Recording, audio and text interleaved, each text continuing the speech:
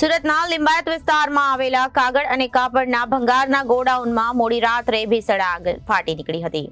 ઘટનાની જાણ થતાં ફાયર વિભાગ ઘટના સ્થળે દોડી આવ્યું હતું અને કલાકોની જહેમત બાદ આગ પર કાબુ મેળવી લીધો હતો. આગની ઘટનામાં કોઈ જાનહાનિ થવા પામી ન હતી, જોકે ગોડાઉન બળીને ખાખ થઈ ગયું હતું. મળતી માહિતી પ્રમાણે લિંબાયત વિસ્તારમાં આવેલા ગોવિંદનગર ખાતે એક કાગળ અને કાપડના ભંગારનું ગોડાઉન આવેલું છે, જ્યાં મોડી રાત્રે અચાનક આગ ફાટી નીકળી હતી. આગની જ્વાળાઓ આસમાન સુધી પહોંચી ગઈ હતી અને સ્થાનિક લોકોમાં ભારે અફરાતફરી મચી ગઈ હતી. ભંગારના ગોડાઉનની આગની જાણ ફાયર વિભાગને કરવામાં આવી હતી. આગ મોટી હોવાથી ફાયર વિભાગનો મોટો કાફલો ઘટના સ્થળે દોડી આવ્યો હતો. ફાયર ઓફિસર રોહિત ખલાસીએ જણાવ્યું હતું કે ઘટનાની જાણ થતાં જ ફાયર બ્રિગેડની ટીમ ઘટના સ્થળે દોડી આવી હતી. 4 ફાયર વિભાગની 7 ફાયર ફાઇટરની ગાડીઓની મદદથી કલાકોની જહેમત બાદ આગ પર કાબુ મેળવવામાં આવ્યો હતો.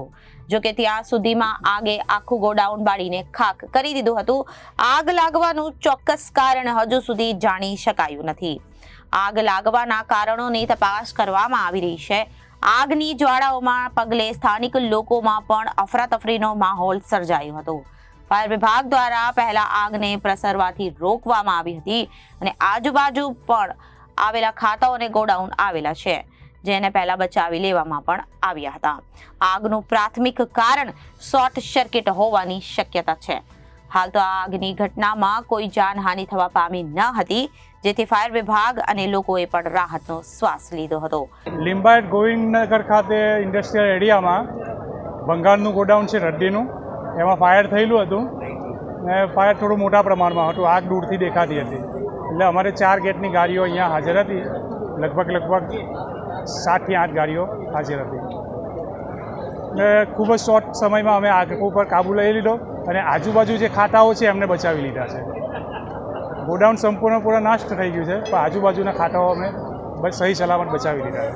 આગ લાગવાનું કોઈ કારણ છે? કારણ હજુ જાણવા મળ્યું નથી.